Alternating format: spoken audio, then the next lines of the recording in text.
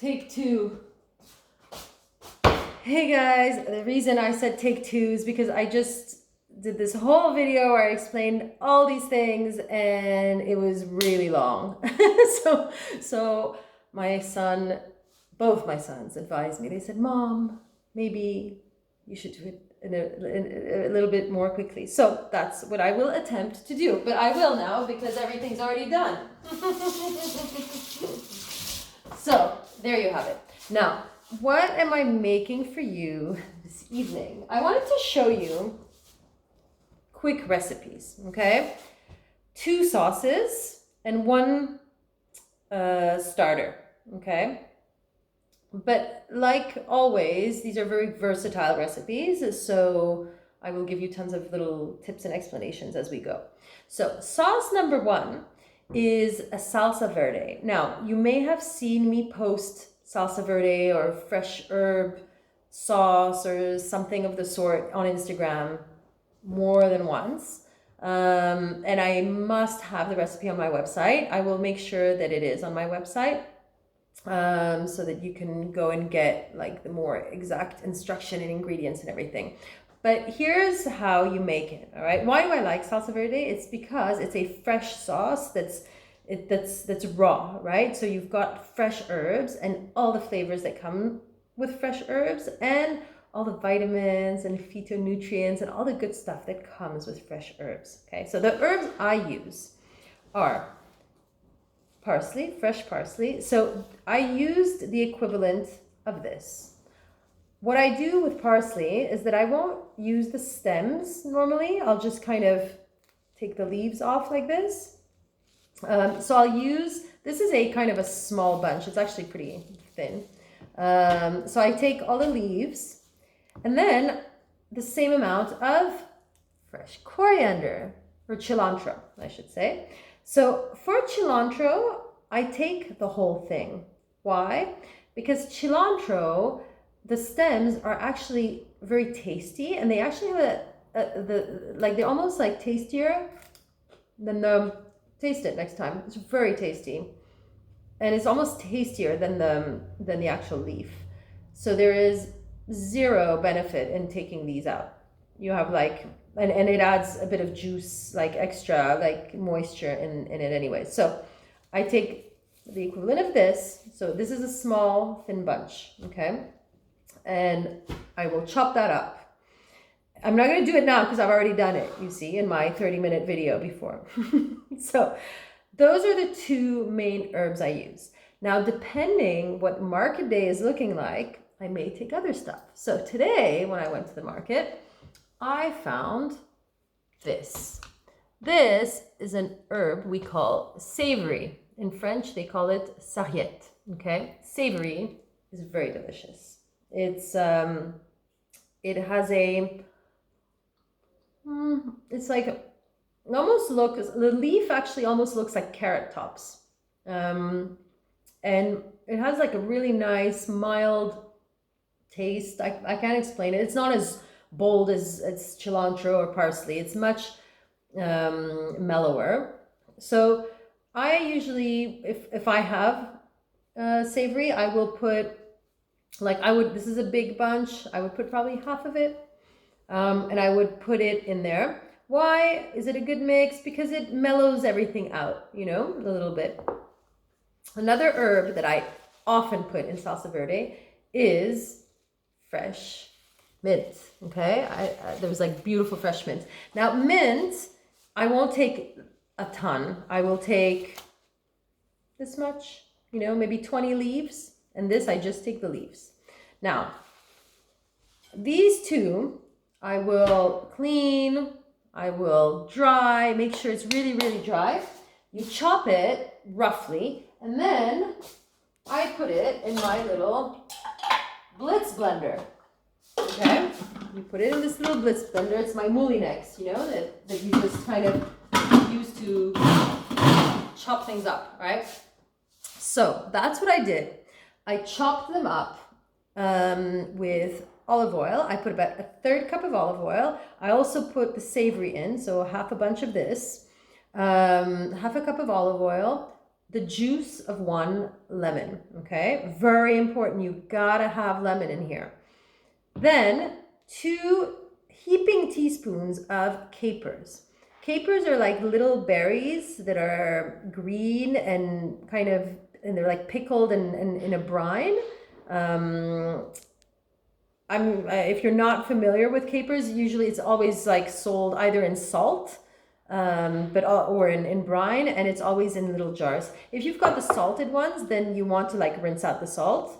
Otherwise, you just take 2 teaspoons of the vinegary ones. Don't necessarily put in the liquid, but if you put a little bit in, it's okay. So 2 teaspoons of the capers, 2 half bunches of these. Other herbs, like miscellaneous herbs you have. I have dill. I bought dill today because I love dill, but I would never put dill in this. Why? Because dill has a very unique and particular taste that will overpower anything that you put with it. So as fond as I am of dill, when I use it, I usually use it alone. I have a great dill pesto recipe on the website where I put dill, cashews, olive oil, salt, pepper, blitz it, and it makes a pesto. It's awesome. But I'm not going to use it today for this. Okay. Another tip I will give is that, so I do these, I chop them up with the olive oil and everything else and the savory. I didn't mention the mint. Why? Because mint is not something you would put in a blender because it will get black. So the mint, I will chop finely by hand. Okay. And I mix that into the mixture at the last minute. Another thing I would add at the last minute, if you want to, is a little anchovy fillet that you chop very, very, very, very, very finely. It's delicious. Okay. If it's like just my husband and I will definitely put 1 or 2 anchovy fillets in there. If we're inviting people over or there's kids or whatever, like, people get a bit with anchovies, so I might not put them in, but it's delicious. And this is what I end up with. See, look at this beautiful, it's like this, beautiful. Look, let me show you. This beautiful, vibrant green, right? It's amazing. All right. So this recipe is so versatile because I will serve it with fish, like grilled fish on the side. I will serve it on the side of like grilled chicken. You can have it with like grilled meat. This is kind of chimichurri-ish. You know what I mean? Like add a bit of hot chili in there and it's like, it's quite nice. With meat, with like steak or that sort of thing. You can also have it with grilled vegetables. If you're vegetarian, like grilled vegetables or a baked potato or even with sweet potato, it goes nicely because it's very contrasting with sweet potatoes. But just with regular potatoes, steamed potato that you just cut in half and you put that on the side, it's delicious. It's awesome. It's really, really good. Like this is just such an amazing sauce. You can use it as a spread as well for sandwiches or crostini or whatever. So that's sauce number 1. Last tip for this sauce, make sure when you are with all of these herbs, make sure that you wash them and you dry them really, really, really well. If they are not dry and if they're a bit wet, what's going to happen is that you're going to keep it, if there is any leftover for the next day, which you'll want to have some leftover. I always make tons so that there's leftover. If the herbs are not dried well and the water remains in here, it'll be okay, kind of, if you have it at like on the same night. But the next day, you'll see that the water will have separated from the sauce, and that's kind of icky. So I'd avoid that. So that's salsa verde. Number 2 is a cherry sauce. Now, cherry sauce is one of these like sauces that I only make with meat. So if you're vegetarian, you can stop watching now because this this is a sauce. I mean, you could serve it with vegetables or potatoes, I guess, but it's not like, I don't know, like taste wise, I wouldn't, you know what I mean? So cherry sauce is something that I'll serve warm. It's like a cooked sauce that I'll serve usually with a kind of a gamey meat, like a grilled duck breast or pheasant. You could have it even with like a nice steak, because it's a cherry wine sauce. So it's like really, really nice. The kids love it. I didn't think they would, right? Because like it's a pretty sophisticated kind of sauce. They're not really into that, but they really really like it. I make it with grilled duck breast usually. So this is the recipe. I will take a shallot. This is a shallot. Okay, I will peel it. I will dice it up very finely, and I will put it in a pot, and I'll melt 1 big tablespoon of butter. The dog is, can you call the dog? The dog is hanging around here. He heard me talk about meat and he's coming here. So the shallot I will mince really finely, and I'll put it in a little pot with butter, and I'll let it kind of get translucent. That takes a good like 7 minutes, low medium heat.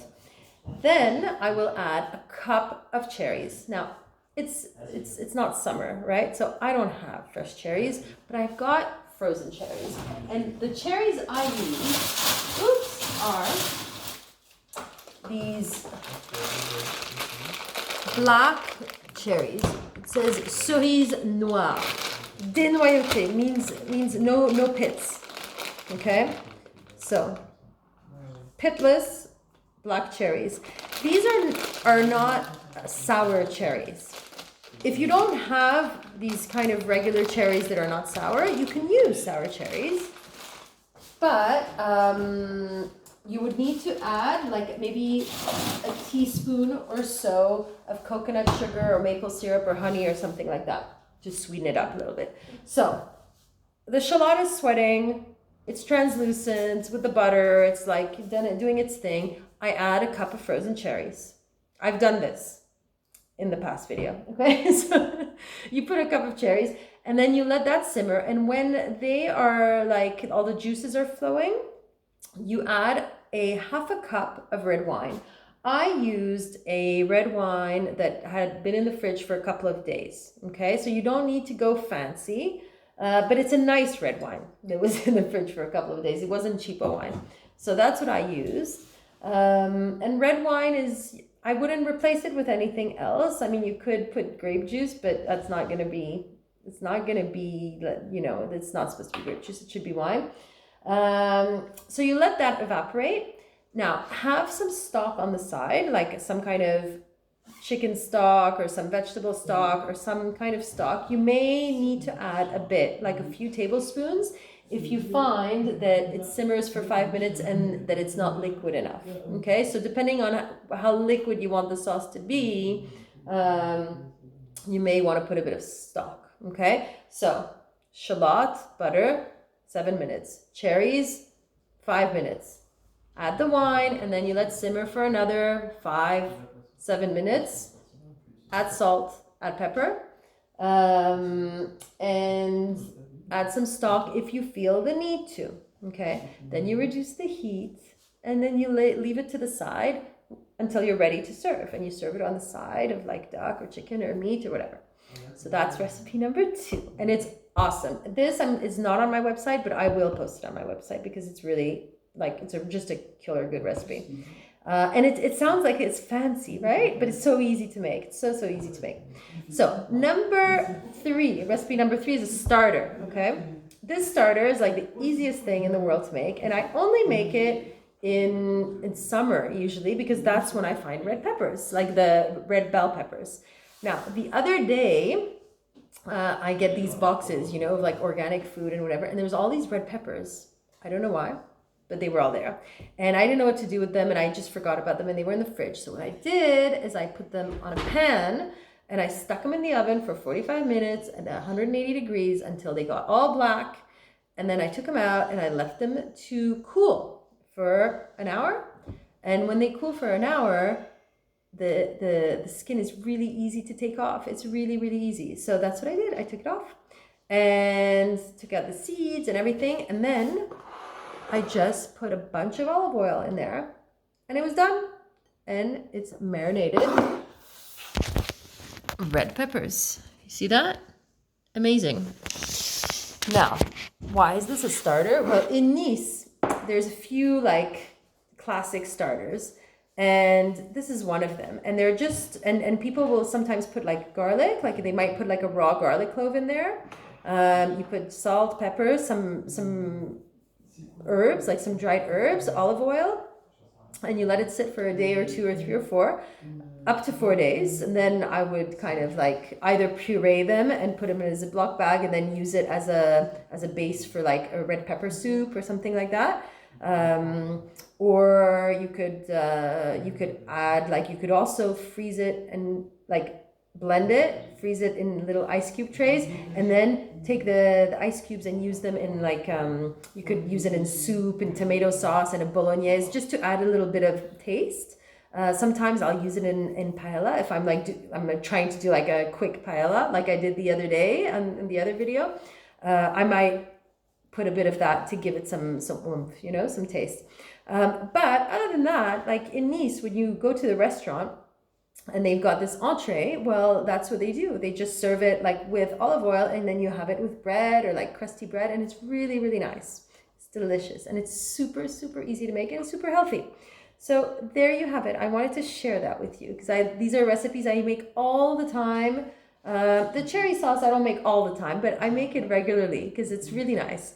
And this one is just so healthy. It's so good. It's so tasty. It's so yummy, and it's a great way of getting all your like raw vegetables in winter. Because in winter we don't often want to have a bunch of green raw vegetables, right? We're not always in the mood for that. But this is a good way to have it because you can have it with something warm. And it's really, really nice. And you could also use it as a dip. You could also use it as a spread. Like, it's so, so versatile. It's just one of those, you put it in your little black book recipe, you know? So that's it. I have so many more to show you, and I will, but not today. So, so for today, that would be it. Now my son is like he wants to watch TV. So I will say goodbye. And I will see you soon, guys.